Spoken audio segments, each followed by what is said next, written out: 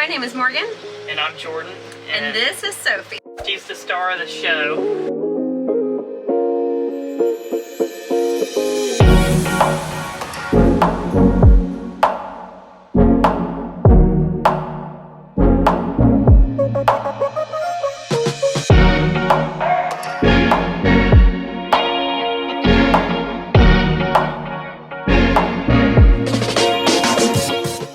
Welcome to our school bus named Buster. He is a 29-foot Thomas school bus.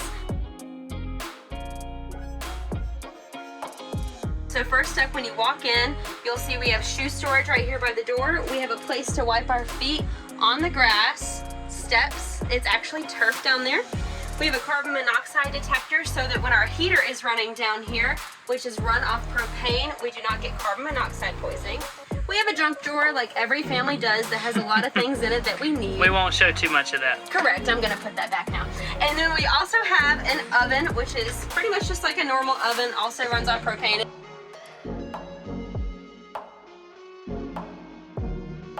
This is a stovetop. What's really cool about this is the glass folds over so you can get extra counter space. And then you can put it up like this, like so, whenever you want to cook. This also runs off propane.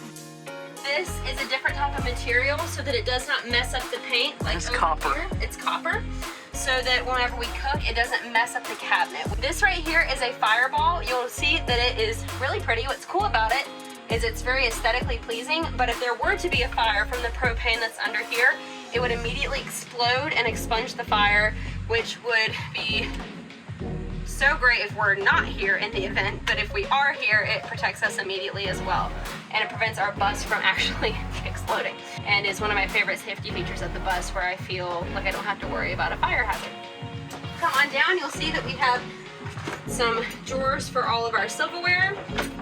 We have a big drawer here.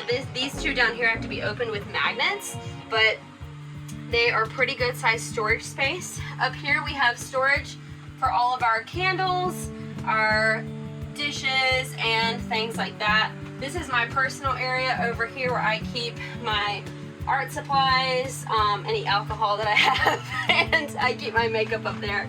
This is our farmhouse sink. We went tiny, but we got a bigger sink, which I thought was so cool.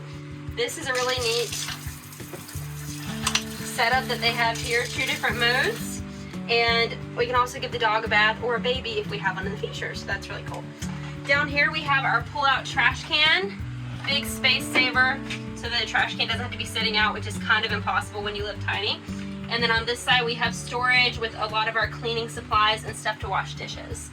And then if you go over here, you'll see we have our bookshelf and our Polaroid shelf. And then to the left we have our Bose speaker and our projector, so we can watch movies at night in here if we would like. What we typically do is we come over here, we set up our white sheet on this corner and this corner with magnets, because there's magnets back here. The hinges behind it are metal, so super easy to set up a little mini screen, and then put the projector there, lay on the beautiful bench, and that is how we watch TV at night if we don't want to go outside. If we do want to go outside, we'll take the projector and we'll put it on the side of the bus. And we can also take the Bose speaker out. The Bose speaker is also really great for when you're getting ready in the morning, you listen to a podcast, and it's basically like surround sound with a small space, high quality speaker, bounces off everything. It's pretty cool. So over here we have the pantry. This was a pretty big must-have for us. This stores all of our medicines, food, cleaning supplies up top. Love it. It also locks whenever we are on the road, so I don't have to worry about all my stuff breaking. Our refrigerator is a 12-volt fridge, but it's about 3/4 the size of a regular fridge. Some people might have a fridge that's this size anyways. Sophie's very interested in what is in the fridge. Thank you for the kisses, Sophie. Over here, I'll get out of the way so Jordan can show you our queen size bed and Sophie's twin size bed underneath. The cubby down below us is actually big enough to fit a full-size adult, as well as we've had friends spend the night down there, and you'll notice that she has stars up above in her cubby. In here is the bathroom. This is one of my favorite features about the entire bus. We have a Nebula shower head, and it is a preservation of water shower head, which we really like. This moves, which is nice. I can get it as low as I need to, and Jordan can get it as high as he needs to. This is a magnetic, I guess you would call this like another shower head, but you can take it and you can like rinse off wherever you want. They both are water preservation shower heads though, which I really appreciate. The window here is also really nice. If you're parked in the middle of nowhere, you can just put it down. This is all black down here, and then white tile over here. We have our camping toilet, which literally just works like a regular toilet. It flushes, and then you just empty it at gas stations or campgrounds as you so please.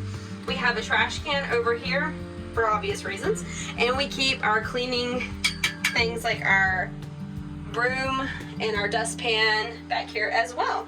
We have a squeegee down here, so in case we're parked on uneven ground, we can get all the water to go down the drain, and we don't have to worry about water sitting and drawing gnats. We'll come back in here, and then this is my favorite area of the bus. It is our bench slash couch. We are thinking about converting it into an extra bed at some point, but we're not there yet. I love this area because this table actually comes off, and you can create a lot of extra space. This will also come out of the ground, and it can create kind of like a play area for Sophie, or if we just need more room to get ready in the morning, super convenient. Also having a mirror here to get ready is also super nice. So I love that we can tuck this away up here behind our 2 seats. We have 2 actual car seats right here that Sophie and I ride in while Jordan drives. Sophie's in her car seat over there, and she's latched in. We always safety first. And then I sit here and buckle up. These, the people who we bought the bus from found off Etsy for $150, but they're honestly such a lifesaver. And it's also where we keep our reflectics that typically go in our windows to keep out heat, or to keep out the sun, or to keep out people looking at it. So over here, this comes out as well, but we have storage in both of these benches over here, so I will show you. Lots of storage. Lots of extra towels, lots of extra clothes, lots of extra sheets, pillowcases, bras, you know, the whole to-do. Over here is also storage. This is our Instant Pot down here, Jordan's underwear, our purses, and our vacuum cleaner. Super nice storage in there. And these cushions are actually pretty thick, and they're very comfortable. We slept on them before. We've had people sleep on them when they spent the night. This here is our Skylight, one of my favorite features. It is a lifesaver when you have there's some bugs in it right now. You can sit and watch a thunderstorm, and it's really cool at night. If there's like a moon you want to see, or a storm or whatnot, super neat, and I love it a lot. Probably one of my favorite things about the bus. So then you'll come up here to the front of the bus, and we'll show you the cabin area, driver cabin area, I guess is what we could call it. This is completely Jordan's area. He drives the bus, I never drive the bus, and I don't really know what else to say about it other than this is where he drives the bus. Yeah, everything up here is pretty much stock.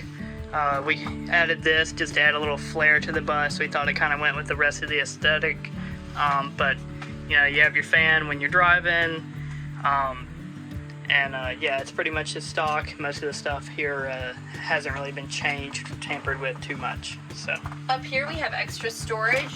This is where we'll keep some stuff for Sophie, rugs. This is a curtain we put up at night in front of our door so that we don't have prying eyes. Most people do not even know that someone is living in this bus because the outside of it looks like a prison bus. Down here, we have our shoe storage. And this is where we keep all of our shoes. This is Jordan's area. I get 2 doors, he gets 1 for obvious reasons. Mine's a little deeper, but she definitely gets more storage. Women need more shoes. And then these are the curtains that we use to shut the front of the bus. We have lots of storage in here. We keep our keys here when we come in, and we just try to keep everything pretty much as separated and minimalistic as possible in here.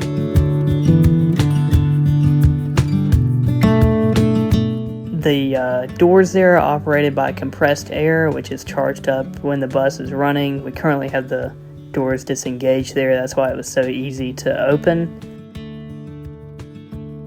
Unlatch the front of the bus here so we can take a look at the engine area. We have a Mercedes M900 series diesel engine, very common in buses and trucks of this size.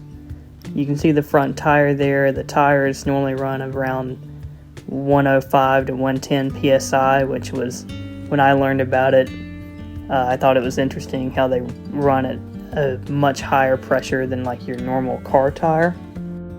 At the top is the stock bus fuses, and on the bottom is the fuses for all of our electricals for the inside. They're on two totally separate systems. That light there is just so you can see what you're doing at night. On the front left here, we have the charge controllers for the charge coming in from the solar panels to our Dakota batteries, and then the little display is just to give us an estimate on our total charge. On the back end here is just the two bus batteries to actually just start the bus engine, and some switches there. One of the switches there is just kind of our main power for the bus on and off. This side door here we don't really use and pretty much just keep locked the whole time. This right here is where we fill up the water for the bus, and right behind it is where we put in the diesel fuel. There's no port to put in DEF because this is a pre-DEF engine. On the back side here is where we have the storage. And most of our storage, especially for outside type things like outdoor chairs, just outdoor equipment, things to keep away mosquitoes, extension cords, leveling blocks, my tools are back there, all of those types of things. On the left hand side you'll see is the freshwater tank, and on the freshwater tank is also the little motor for the evaporative air cooler, and on the right hand side is the gray water tank.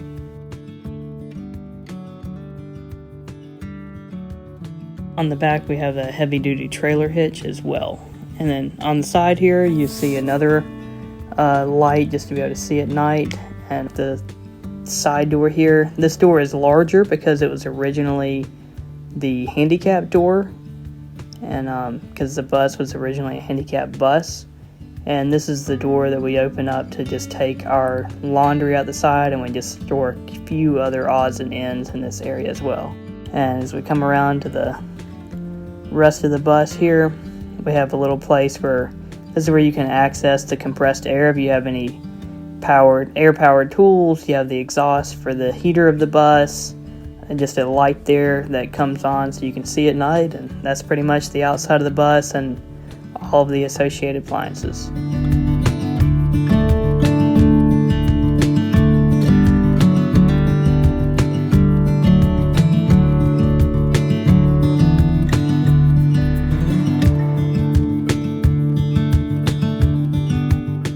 It's a 2005 Thomas-built Freightliner school bus that has a Mercedes M906 engine. It gets roughly, it's a little bit better than 8 miles to the gallon. It's pre-DEF, so we don't have to worry about that. It's 29 feet long, so it was a really interesting size that Jake and Gianna found when they got the school bus. They purposely got it. It was actually a handicap school bus originally. So it's kind of that, it's not a short bus, and it's not a full length, long, 40-foot plus school bus. It's that interesting in-between size that's kind of rare. So yeah, and we got Dakota batteries. Dakota lithium batteries is what we store our power with, that we generate from the solar panels. Everything in here is already a 12-volt appliance. The stove and oven is also a Furrion. The sink and shower, we have our own water pump. We have a SureFlow water pump, so we don't have to get water pressure from a hookup. We just store the water and we can generate our own. One other thing was our evaporative air conditioner. It's a Fresh-Air unit. That's also a 12-volt unit that's really made for van life, bus life, stuff like this. It is not quite as powerful as a regular air conditioner, but it does have some cooling power. It has more cooling power in drier climates than it does in more humid climates because it's using the evaporation to actually cool. So this type of unit out in Arizona, that type of stuff would work a lot better than where we are right now in North Carolina. It'd be even worse in a place like Louisiana or something like that. But that's the type of unit that we have right now. And the vent fan is what we have as well. And really, this is great to just leave. We leave it on all the time just to let heat out the top in the summertime.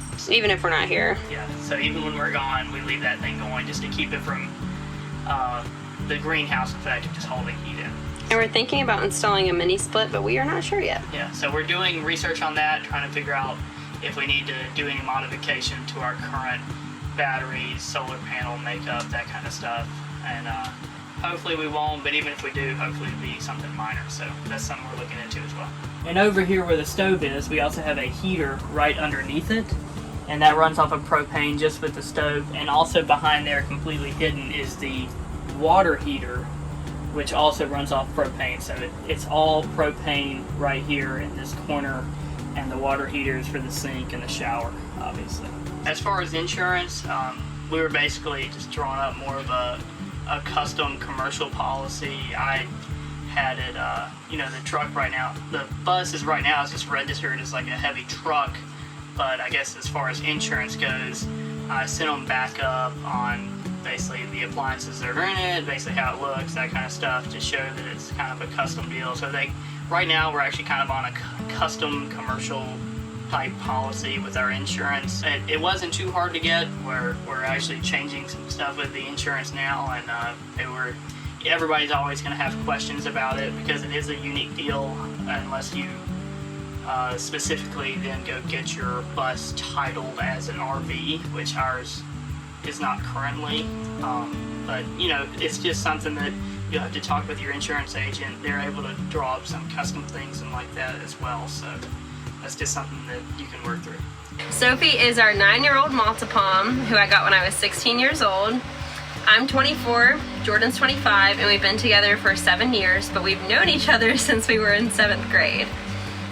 We started dating the week after we graduated high school, and we have been married for 3 years.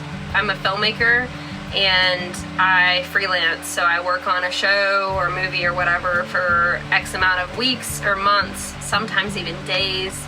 And Jordan and I, when we first got married, we lived in an apartment, and then we bought a house and we moved into that. But shortly after that, we realized we were never in the house because of how much I had to travel for my job. I was. He was, yes. He was in tax season, so he was there a lot, and we realized we were separated pretty much all the time. We really didn't like that. So we realized we were kind of we were living to work, not working to live, and we didn't like that at all. We wanted to travel. We didn't know how that we could incorporate our jobs with that. And so we were scrolling through Instagram one day and we saw this bus. And we actually purchased the bus already completely renovated from our Van Quest. I'm an accountant. I'm able to do a lot of work remote and that kind of stuff. And we just really like the idea of having a lot of advantages to, I guess, not just physically downsizing as far as items in your life. We had and too much simplifying. stuff. We had way too much stuff. But also, it is a financial, obviously there's expenses that come along with a bus, and you have to be prepared for things to break and go wrong. Yes. And that kind of stuff. We're just replacing the starter on the bus right now. But it allows you to financially downsize as well, which gives you more flexibility in life too. So that was a big thing that pushed us towards Buslife as well. The main thing that led us to this bus design particularly is the fact that it's 100% off-grid. We have solar panels on the top of our bus, and they allow us to not need electricity from anyone. And they also allow us to be able to go up to about 10 days without having to fill up our water because we have a 100-gallon freshwater tank. Yeah, so a big deal for Morgan was being able to do the off-grid deal, and that was the big. It saves money. You may end up spending a little bit more setting that up, but then hopefully you can save it on the back end with, you don't always have to stay in a campground or things like that. You can park in the middle of nowhere for up to 2 weeks really, and you're fine as long as, Yeah, you would have to be very conservative on water those 2 weeks, but you can comfortably do a week. Oh, absolutely, very comfortably. So. Yeah. And we also have a shower head that saves water. That's one of the things that really helps. You don't really need as much water as you think you do when you shower, and you don't realize how much normal shower heads actually waste water. So that is one thing that really helps us conserve water, conserve energy. It's turning on and off water while you're showering, in between soaking up, that kind of stuff. So, and I don't even do that. Jordan does that. You think about it a lot more when you know you have limited resources, as opposed to if you're just in a house or whatever. Yeah. But normally we have pretty good access to water. We have not had an issue where it's been hard to find water, hard to find somewhere to dump anything or whatnot. It's been a pretty easy experience. There's so many apps out there that help you, and it's not as hard as people think it is. You know, I guess the biggest thing would be to be patient, because there will be things that go wrong with your bus. It's not, you know, it's just like a house. It's not, well, it is like a house, but it's not exactly like a house in the sense that potentially if something goes wrong with your bus, it stops you from moving or doing some of the things. You got to find somewhere to park. But, you know, just like, it's not that different from a house, and that things break in a house too, and you have to fix those too. So. Right. Your air conditioning might go out in the house, your, you know... A leak in plumbing. You have a leak in your plumbing, it's just like that, and you have to take care of it right away because it's your home. So having a flexible job and a flexible lifestyle really helps with that. We did not have a building process because we purchased ours completely renovated from our VanQuest. There are some things... We have had more of a repair process in the sense that as things have either just minorly gone wrong or with the starter broken or whatever, you know, we've had those things come up. Obviously, when we inherited the bus, there were several things about the bus that we tweaked a little bit just to make fit it our own, lifestyle. you know, and that took, you know, while working and doing some other things, that took, you know, weeks to a month or so to just do all those little things. But and we just realized certain aspects of the bus we just wanted to change. We decided to get a different toilet. We just personally like the camping toilets better. Camping toilet, you know, just even super small things like adding a knob on the hamper drawer or to be able to easily access the hamper. We added things like that. But as far as the building process, we knew we were lazy, and I don't even maybe want to say lazy, but we didn't have the patience to actually build a bus. If you are like us and you are discouraged that you also do not think you have the patience to build a bus, you can find them on social media or online for sale, completely renovated, and you can just do like a couple little tweaks like we did, because we knew if we had to actually build something from the ground up, I don't think we would make it. It's just like a fixer-upper house. Yes. Not everybody is ready to fully do a fixer-upper house. Yes. Some people want to just go ahead and get one that's mostly done themselves. And that's us. So that's us. Other features that were a must-have for us was easy access, completely off-grid, being able to go somewhere completely off-grid for like a long period of time. So having a 100-gallon freshwater tank is really useful. The large bed for us was a must-have because we wanted to be comfortable. We temporarily stayed in a small little retro camper. That was a horrible decision. The worst part about that was just the smaller bed. It was just a little bit bigger than a twin. Yes. Good insulation was a must-have for me. Yeah. Because I do not like bugs. I am pretty bougie. I do not camp. I think what attracted us to this lifestyle is the fact that we wanted to be able to travel while also having careers. And this allows us to do both of those things and take our home with us. We were never living in our home when we decided to go tiny, and now it's so much less stressful, the fact that our home is just wherever we are, except when we went to Paris. We did not take it to Paris, obviously. But to a certain extent, having the flexibility of downsize financials and that kind of stuff offered us that opportunity as well. It was no stress about like who's gonna mow our lawn while we're gone, who's gonna like, you know, check on our home, or like we literally just parked it in my parents' driveway. It was so easy. We had it started a couple times while we were gone. I mean, so far it's good. Obviously we haven't had the opportunity to travel as much yet with the bus, which was the original intention, just because there was a lot of other things that came up that has kind of I guess kind of gotten in the way of what we were planning on doing. But even still, I would say having the bus as our main home has worked out better than it would have. Yeah. So. I definitely think it's gone really well so far. It has been nice to really think about what we bring into our home, which I really needed to start doing. America is such a consumer-driven country, and it's nice to think like, oh, now where am I going to put this in the bus? And if I can't really think of a spot, or if I can't think about stuff I'm going to get rid of to make a spot for it, we try not to purchase it unless it's like a gift for somebody, obviously. We do leave Christmas gifts at my parents' house, and then we just wrap them in December. So having a space like that is nice if you're someone like me who likes to shop, but you need somewhere to put like your gifts that you buy for people or whatever. I still think I have a long way to go with minimalism, and it is a struggle for me, but living tiny has definitely encouraged me to get better at that and realize that I don't need as much as I think I do. We try to preserve water and power, and we're using solar panels, so that really takes away a lot of the power that we would be using in a house. Yeah, I mean, taking care of the earth is important. You know, we only have one. Global warming's real, whether people believe it or not. And just as it feels nice just knowing that we're creating our own power, we're not burning fossil fuels to do that. Mm-hmm. As far as water goes, we have to be a lot more, it forces us really to be a lot more conservative with the water, which is good.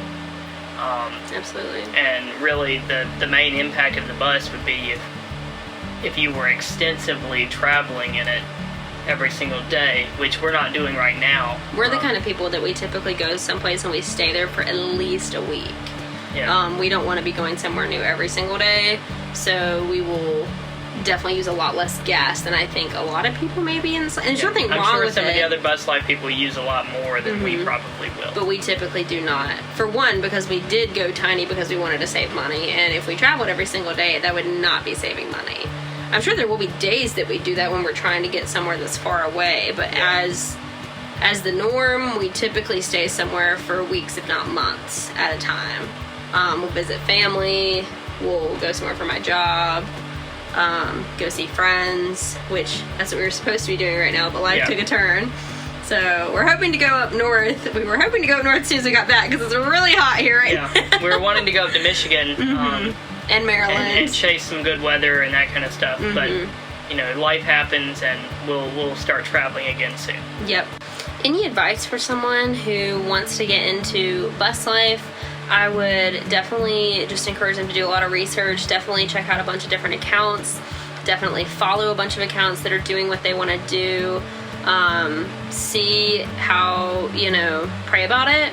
Definitely see how your friends and family feel about it. Don't let it make the decision for you, but having a supportive community that will help you find places to park, that will be like, yeah, you can park in our driveway for the weekend, is really, really important. So don't let what other people say stop you, though, because at the end of the day, it is your life, and you only have one to live, and it's definitely not worth letting people tell you what you can and cannot do. If you love adventure, if you love travel, I would highly recommend doing this.